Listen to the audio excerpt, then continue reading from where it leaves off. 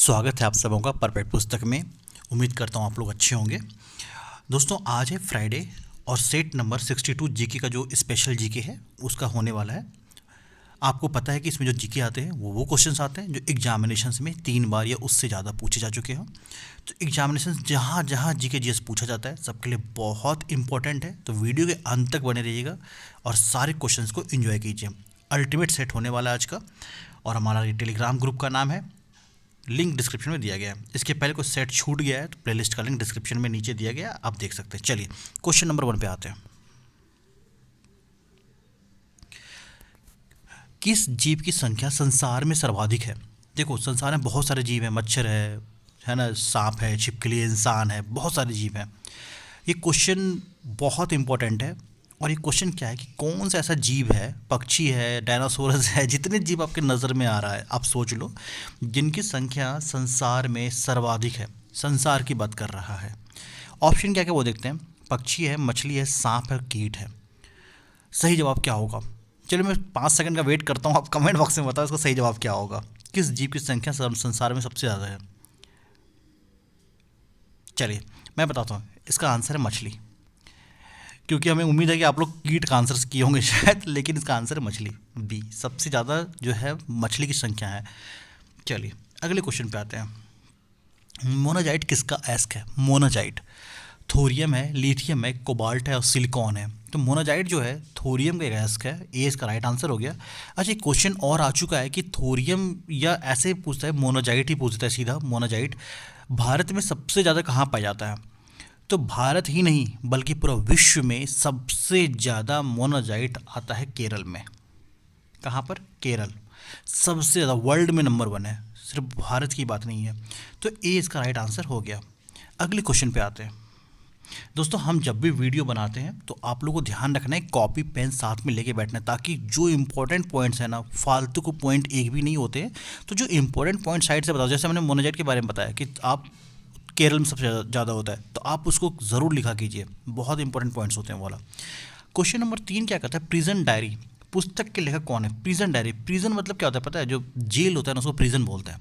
तो prison diary की पुस्तक के लेखक कौन है? अटल बिहारी वाजपेयी, जगजीवन राम, जयप्रकाश नारायण और दीनदयाल उपाध्याय। सही जवाब क्या होगा? तो सही जवाब है जयप्रकाश नारायण। इनको दूसरा इनका उपनाम क्या था? उनका नाम था लोकनायक। क्या नाम था? लोकनायक। ये क्वेश्चन आ चुका है कि किनको लोकनायक बोला जाता था, ये क्वेश्चन आ चुका है, ठीक है। तो उनका नाम था जयप्रकाश नारायण। ये बहुत इंपॉर्टेंट क्वेश्चन था। प्रेजेंट डायरी किसने लिखा और लोकनायक किसको बोलते हैं? दोनों का दोनों क्वेश्चन इंपॉर्टेंट है, ये वाला पॉइंट लिख लेना, मैं बार बार बोलता हूँ आप लोगों से। क्वेश्चन नंबर 4 की बात करें, अफीम युद्ध किन दो देशों के बीच हुआ था? अफीम युद्ध किन दो देशों के बीच हुआ था? Very good question. क्वेश्चन है चीन भारत ऑप्शन में है, ब्रिटेन चीन है, ब्रिटेन जर्मनी है और चीन और जापान है। देखो अफीम युद्ध 2 बार हुआ है। एक हुआ है 1839 से लेके 1842 ईस्वी तक और दूसरा हुआ है 1856 से लेके 1860 ईस्वी तक। 2 अफीम युद्ध हुआ है और दोनों का दोनों अफीम युद्ध ब्रिटेन और चीन के बीच हुआ है और दोनों युद्ध में चीन की हार हुई है। समझ में आ गया? तो अफीम युद्ध किन के बीच हुआ है? ब्रिटेन और चीन के बीच हुआ है। 2 बार हुआ है, 1839, 1842 और 1856 से 1860, 2 बार हो गया। इसके साथ ही ब्रिटेन और चीन के बीच लड़ा गया युद्ध में चीन की हार हुई है दोनों बार। ये इंपॉर्टेंट क्वेश्चन था। चलो क्वेश्चन नंबर 5 से आने से पहले बता दूं, हम लोग का जो वीडियो आता है मंडे को आता है, वेडनेसडे को आता है, फ्राइडे को आता है, सोमवार बुधवार शुक्रवार। वीडियो का टाइमिंग होता है रात के 8:30 बजे। हम लोग वो क्वेश्चन टारगेट करते हैं जो एग्जामिनेशन में 3 बार या उससे ज़्यादा पूछे जा चुके होते हैं। यानी 3 बार आ गया, 4 बार आ गया, 5 बार आ गया, इसका मतलब रिपीट हो रहा है, तो क्वेश्चन इंपॉर्टेंट है ना। तो आगे भी एग्जामिनेशन में आपको मिल जाएंगे वो क्वेश्चन। साथ में बहुत ही इंपॉर्टेंट पॉइंट्स जो उससे जुड़े होते हैं, फैक्ट होते हैं एग्जामिनेशन से जुड़े हुए, वो भी हम लोग पढ़ते हैं। तो ऐसी वीडियोज़ अगर आपको चाहिए होगा तो आप चैनल को सब्सक्राइब कर लेना, ताकि आपको वीडियो के नोटिफिकेशंस मिलते रहे। वीडियो अच्छा लगे तो प्लीज़ लाइक जरूर करना और कमेंट बॉक्स में बताना कि आप क्या चीज़ का तैयारी करते हो। एसएससी, रेलवे, पुलिस, पीसीएस, आप क्या तैयारी करते हो, आप कमेंट बॉक्स में ज़रूर बताना। चलो क्वेश्चन नंबर 5 पे आता है फटाफट। भारत का भव्य वृद्ध पुरुष, इसका देखिए इसको ना घुमाता है क्वेश्चन को, कहीं कहीं दिया भव्य वृद्ध पुरुष देगा, grand old man of India ऐसे करके देगा। तो किन को बोला जाता है? और बच्चे को पता है कि दादा भाई नौरोजी को बोला जाता है। क्या बोला जाता है? वृद्ध पुरुष बोला जाता है, grand old man of India बोला जाता है ना। तो इस टाइप से बोला जाता है। तो भारत का क्या क्वेश्चन था? भव्य वृद्ध पुरुष किनको बोलते हैं? तो दादा भाई नौरोजी, डी इसका राइट आंसर हो गया। ये क्वेश्चन तो बहुत बार आ चुका है और सबको पता है दादा भाई नौरोजी के बारे में।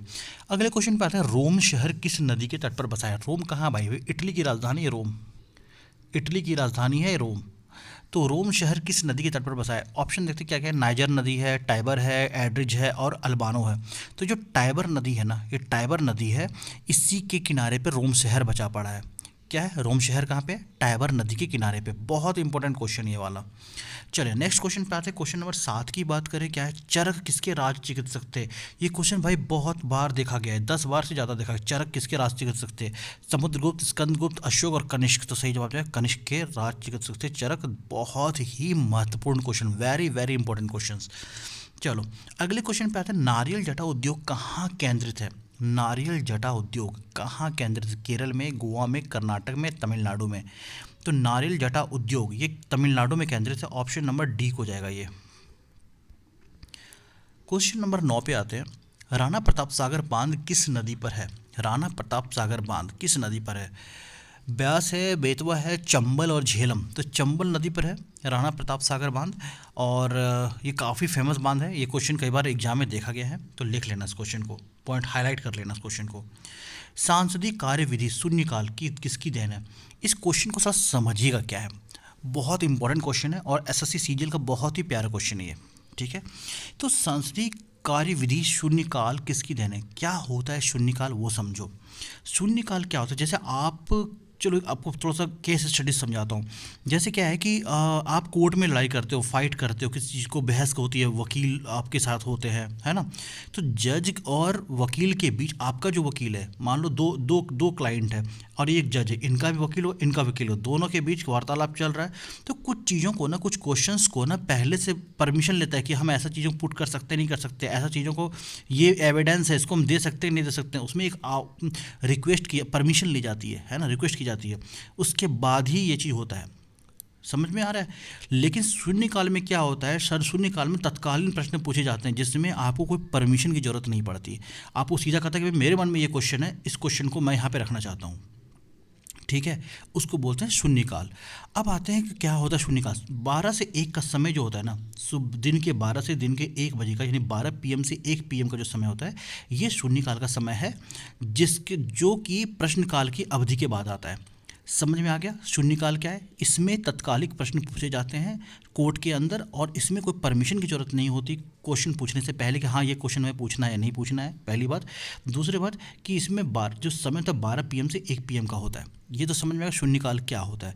अब आते हैं क्वेश्चन में, संसदीय कार्यविधि में शून्यकाल किसकी देन है? तो वो है भारतवर्ष की देन है। ए इसका राइट आंसर हो गया। उम्मीद करता हूँ शून्यकाल समझ चुके होंगे।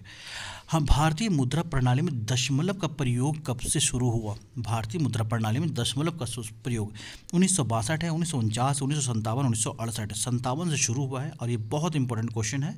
चलिए अगले क्वेश्चन पे आते हैं। क्वेश्चन नंबर 12 की बात करते हैं। वीडियो अच्छा लगा तो प्लीज़ यार लाइक किया करो। आप लोग लाइक करते हो ना, मुझे मोटिवेशन मिलता है, मुझे मोटिवेशन आएगा। मैं ऐसे ही तगड़े तगड़े और भी कंटेंट है मेरे पास। मैं आप लोगों को वादा कर रहा हूँ, मेरे पास पॉलिटी का इतना सॉलिड कंटेंट है पॉलिटी का, कि आपको मुश्किल से मुश्किल 15 वीडियो बनाऊंगा उसके लिए। और छोटे छोटे, ऐसे नहीं कि 1 घंटे के वीडियो। उस 15 वीडियो में 15-15 मिनट की वीडियो रहेगी या 2 घंटे का वीडियो रहेगा पूरा का मिला दिया जाए तो। उसमें मैंने सारे के सारे पॉइंट आपको बता दूंगा और मैं लिख के दे रहा हूँ। अगर 10 क्वेश्चन आए ना पॉलिटी के, उसमें से अगर 8 क्वेश्चन ना आया ना, तो फिर मैं पढ़ाना छोड़ दूँ यहाँ पे। ठीक है, तो ऐसे कंटेंट चाहिए तो थोड़ा सा आप लोग सपोर्ट करो, शेयर करो दोस्तों से। कंटेंट मेरे पास एक से एक है। आर्थिक अपक्षय सिद्धांत के प्रवर्तक कौन थे? आर्थिक अपक्षय सिद्धांत के प्रवर्तक कौन थे? गोपाल कृष्ण गोखले, बाल गंगाधर तिलक, लाला लाजपत राय और दादा भाई नौरोजी। सही जवाब क्या होगा? आर्थिक अपक्षय सिद्धांत। इसको क्या बोलते थे? इसको बोलते थे धन निष्कासन सिद्धांत। धन निष्कासन सिद्धांत ये भी बोलते थे। क्या था ये पहले जान लो। तो होता क्या था, इसका पहले आंसर जो क्या है दादा भाई नौरोजी को जाता है सबसे पहले। लेकिन क्या है ये जानो पहले कि आर्थिक अपक्षय का सिद्धांत या धन निष्कासन का सिद्धांत क्या था। होता क्या था, जब भारत में जितना भी उत्पादन हुआ करता था ना, जब भारत गुलाम था, ब्रिटिश शासन के अंदर था, तो भारत में जितना भी उत्पादन हुआ करता था पूरा का पूरा ना इंग्लैंड जाता था। भारत की जो जनता है उनके हिस्से में कुछ भी नहीं मिलता था। तो ये तो गलत हो रहा था, शोषण हो रहा था। इसी के लिए आर्थिक अक्षय का सिद्धांत या धन निष्कासन का सिद्धांत को प्रतिपादित किया गया। और ये क्या दादा भाई नौरोजी ने, इसमें ये कहा गया कि किस हिसाब से क्या किया जाए ताकि भारत की जो जनता है उसके लिए भी भारत का उत्पादन जो है उनके हिस्से में आए। ये था आर्थिक अक्षय का सिद्धांत। समझ में आ गया। अगले क्वेश्चन पे आते हैं। नल सरोवर पक्षी अभयारण्य किस राज्य में है? बहुत अच्छा क्वेश्चन। नल सरोवर पक्षी अभयारण्य किस राज्य में है?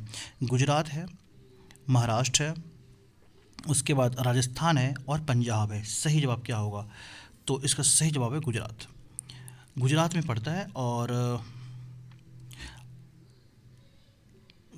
एक सेकेंड मुद्रा प्रणाली आर्थिक अक्षय का सिद्धांत बता ही दिया आपको। चलिए ठीक है, मुझे लगा कोई क्वेश्चन मिस तो नहीं हो गया, माफ़ कीजिएगा। तो ठीक है, तो नल सरोवर पक्षी अभयारण्य कहाँ पर है? गुजरात में है। और गुजरात में कुछ और नेशनल पार्क हैं जो बहुत फेमस हैं, जो एग्ज़ाम में आ चुके हैं। एक का नाम है गिर, एक का नाम है मैरीन, एक का है नाम है ब्लैक बक। ठीक है, गिर, मैरीन और ब्लैक बक, ये 3 नेशनल पार्क ऐसे हैं जो काफ़ी फेमस हैं गुजरात में, और ये तीनों के तीनों एग्ज़ाम में दिख चुके हैं। तो ये तीनों को लिख लीजिएगा, गुजरात में गिर, मैरीन और ब्लैक बक, ये सारे नेशनल पार्क गुजरात में काफ़ी फेमस हैं। चलिए, किस वेद में प्राचीन वैदिक युग की सभ्यता के बारे में सूचना दी गई? कौन सा ऐसा वेद है जिसमें प्राचीन वैदिक युग जो है उसकी सभ्यता के बारे में सूचना दी गई है? सही जवाब क्या होगा? सही जवाब है अर्थवेद, ऋग्वेद, यजुर्वेद और सामवेद। सही जवाब क्या होगा? तो सही जवाब होगा ऋग्वेद। बी इसका राइट आंसर हो गया। अगले क्वेश्चन पे आते हैं, क्वेश्चन नंबर 15। गंधार ताप बिजली संयंत्र कहाँ स्थित है? उत्तर प्रदेश, छत्तीसगढ़, गुजरात और तेलंगाना। गांधार ताप बिजली घर ये गुजरात में स्थित है। सी इसका राइट आंसर हो गया। आप कमेंट बॉक्स में बताइए गंधार ताप बिजली संयंत्र किस नदी पर है? आप ये क्वेश्चन आप आंसर बताइएगा। किस देश ने सर्वाधिक चिकित्सीय ढंग से आत्महत्या को कानून करार दिया है? कौन सा ऐसा देश है जिसने सर्वप्रथम चिकित्सीय ढंग से आत्महत्या को कानूनी करार दिया है कि आत्महत्या जो है वो कानूनी है, मतलब तो उसमें मेडिकल वे से, समझ में आ रहा है, चिकित्सीय ढंग से आत्महत्या को कानून का करार दिया गया। बेल्जियम है, स्विट्ज़रलैंड है, स्वीडन और नीदरलैंड है। सही जवाब क्या होगा? तो सही जवाब होगा नीदरलैंड। ऑप्शन नंबर कौन सा है? डी इसका राइट आंसर हो गया। चलिए, क्वेश्चन नंबर 17 की बात करते थे। क्या 17 नंबर क्वेश्चन? महात्मा गांधी ने सिविल अवज्ञा के बारे में प्रेरणा किससे ली थी? महात्मा गांधी ने सिविल अवज्ञा के बारे में जो प्रेरणा ली थी किससे ली थी? थोरैयू से ली थी, इमर्सन से ली थी, मुइर ने से ली थी, या फिर मेलविल से ली थी? तो कहीं कहीं आपको इसका ऑप्शन थारो भी मिलेगा। थारो मिलेगा या थोरैयू मिले, एक ही है। अगले क्वेश्चन पे आते हैं। भारत में भक्ति आंदोलन के अग्रणी कौन थे? भक्ति आंदोलन के अग्रणी कौन थे? रामानुज, मध्वाचार्य, शंकराचार्य, वेदव्यास। कौन थे भक्ति आंदोलन के अग्रणी? सही जवाब क्या होगा? सही जवाब है शंकराचार्य। भक्ति आंदोलन क्या था? देखो, ये 800 ईस्वी से लेके 1700 ईस्वी तक चला है। और सबसे बड़ी बात ये कि साउथ इंडिया, दक्षिण भारत से इसकी शुरुआत हुई थी। इसमें क्या था, हिंदू धर्म के क्षेत्र में सुधार करने की बात की गई थी कि हिंदू धर्म में सुधार हो, साथ ही साथ हिंदू और इस्लाम इन दोनों धर्म के बीच सामंजस्य अच्छा बना सकें, इसके लिए भक्ति आंदोलन की शुरुआत की गई थी। समझ में आ गया? चलिए, क्वेश्चन नंबर 19 पे आते हैं। भारत के किस राज्य में क्रोमाइट बहुतायत पाया जाता है? कौन सा ऐसा राज्य है जहाँ पर क्रोमाइट बहुतायत पाया जाता है? ऑप्शन है पश्चिम बंगाल, झारखंड, छत्तीसगढ़, उड़ीसा। सही जवाब क्या होगा? उड़ीसा। डी इसका राइट आंसर हो गया। और क्रोमाइट से बनता क्या है पता है? स्टेनलेस स्टील जो होता है वो क्रोमाइट से ही बनता है। अगले क्वेश्चन पे आते हैं। लोकप्रिय प्रभुसत्ता का समर्थन किए थे? लोकप्रिय प्रभुसत्ता का समर्थन किसने किया था? रूसो, जॉन लॉक, वोल्टेयर या टॉमस हॉब्स? तो रूसो ने किया था इसका समर्थन। अगले क्वेश्चन पे आते हैं, क्वेश्चन नंबर 21। राज्यों को भाषाई आधार पर कब पुनर्गठित किया गया था? यानी भाषा के आधार पर कब पुनर्गठित किया गया था? बहुत इंपॉर्टेंट क्वेश्चन है। तो इसको राज्य पुनर्गठन अधिनियम की बात की गई थी इसके अंदर, जिसमें 1956 ईस्वी में हुआ था। राज्य पुनर्गठन अधिनियम के तहत राज्यों को भाषा के तहत बना गया था। और आप कमेंट बॉक्स में बताओगे कौन सा ऐसा राज्य है जो सबसे पहला राज्य बना था भाषा के आधार पर अलग होने वाला राज्य, है ना? चलिए, किस नदी को जमुना के नाम से जाना था? ये क्वेश्चन मुझे लगता है कितनी बार आ चुका है एग्जाम में, और हमने 3-4 वीडियो में पहले डिस्कस किया है कि ब्रह्मपुत्र और गंगा 2 नदी हैं। ब्रह्मपुत्र गंगा दो नदियाँ हैं। ये गंगा भारत से निकली और चली गई बंगाली खाड़ी में और यानी बांग्लादेश को क्रॉस की। तो बांग्लादेश में गंगा को पद्मा के नाम से और ब्रह्मपुत्र को जमुना के नाम से जानते हैं। ये क्वेश्चन बहुत इंपॉर्टेंट और एग्जाम में कई बार देखा गया है। तो गंगा को पद्मा और ब्रह्मपुत्र को जमुना। अंग्रेजों ने फूट डालो और शासन करो की नीति कब अपनाई थी? फूट डालो और शासन करो क्यों अपनाया था ये नीति? वो इसलिए अपनाया था जब देखा कि भारत में इस तरह से सबके बीच यूनिटी है, एकता है, तो उनको लग गया कि यहाँ पे टिक पाना मुश्किल है। तो कुछ ना कुछ एक ऐसा एक प्लान करना और ऐसे स्ट्रेटजी ऐसी षड्यंत्र रचनी पड़ेगी जिनसे इनके बीच दरार पड़े और वो अपना साम्राज्य विस्तार कर पाएँ। इसी के लिए उन्होंने जाति और धर्म के आधार पर पूरा बंटवारा और फूट डालना शुरू कर दिया। हिंदू मुस्लिम के बीच, सिख के बीच, ईसाइयों के बीच, है ना, और भी जो छोटे छोटे में जा रहे जितने टुकड़ों टुकड़ों में कोशिश किया उनको इनको फोड़ दो ताकि उनका साम्राज्य विस्तार होता रहे। इसी को बोला जाता है फूट डालो और शासन करो, और ये हुई थी 1858 ईस्वी में। अगले क्वेश्चन पे आते हैं, क्वेश्चन नंबर 24 और आज के वीडियो का सेकेंड लास्ट क्वेश्चन। मुगल वंश की स्थापना भारत में कब हुई थी? 1526 ईस्वी की बात है जब पानीपत की पहली लड़ाई हुई थी 21 अप्रैल को, है ना। कब हुई थी? 21 अप्रैल 1526 ईस्वी में लोधी वंश का इब्राहिम लोधी और बाबर से। इसी में इब्राहिम लोधी हार जाता है, दिल्ली सल्तनत का अंत होता है और बाबर ने 1526 ईस्वी में मुगल साम्राज्य की स्थापना की थी। यही तो है इसकी कहानी। चलो अगले क्वेश्चन पे आते हैं, क्वेश्चन नंबर 25। विश्व का सबसे बड़ा अबरक उत्पादन देश कौन सा है? अबरक का उत्पादन में सबसे अग्रणी देश कौन सा है?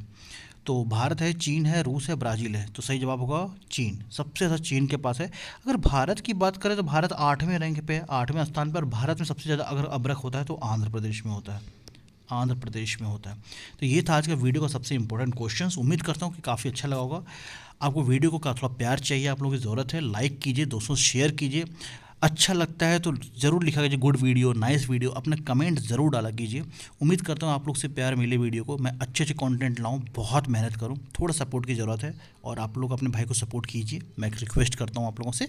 बाकी मिलते हैं अगले वीडियो में लेके, मंडे को मिलेंगे। तब तक के लिए अपना ध्यान रखिएगा, पढ़ते रहिएगा, तैयारी करते रहिएगा। जय हिंद, जय भारत, वंदे मातरम।